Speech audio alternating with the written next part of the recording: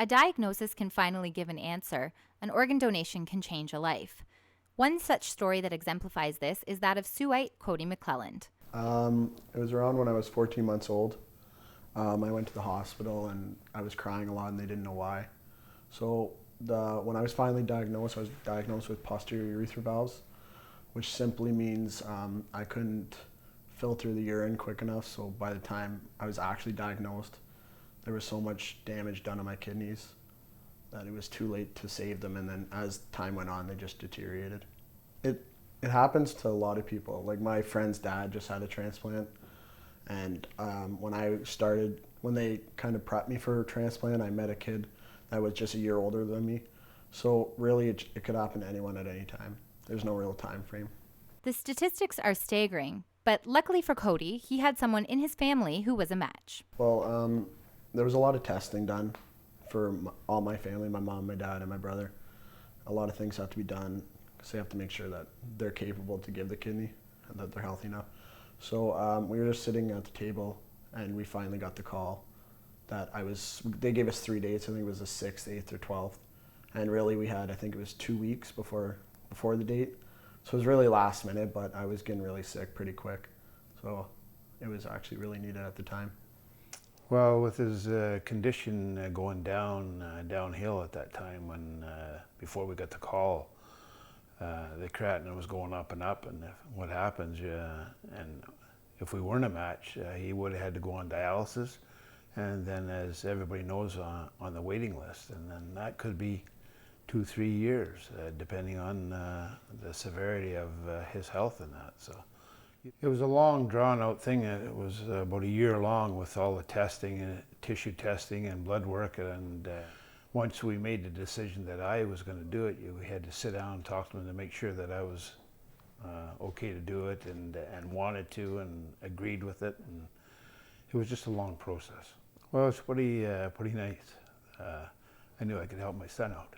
It was definitely life-changing for sure.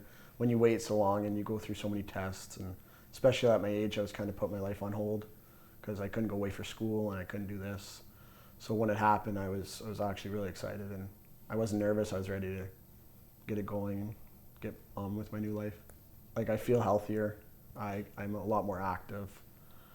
Just a lot of pills, and I have to look after myself a little more steadily. The doctor's appointments, blood work every month. So pretty much the same stuff I've always done, just a little more cautious.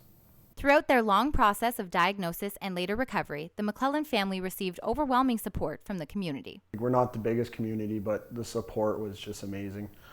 St. Mary's, the day of my transplant, they all dressed in green, and they did my initials in the gym, which is awesome. And then the hockey team at St. Mary's, before I went, I was doing dry land and preparing for the season.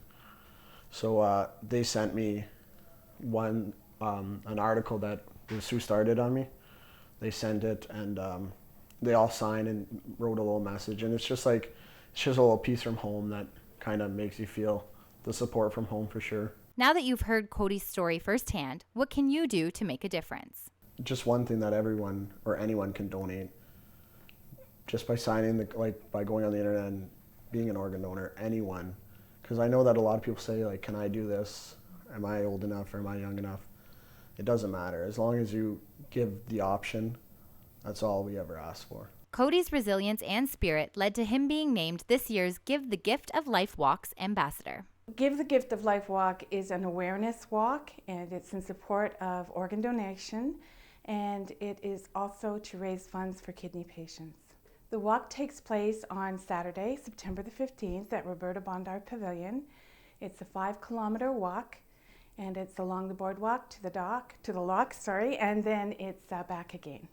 I think it's important because there's so many people out there on the donor list. And as a matter of fact, just in Ontario, there's 1,547 awaiting a transplant, and 1,112 of those are awaiting a kidney transplant.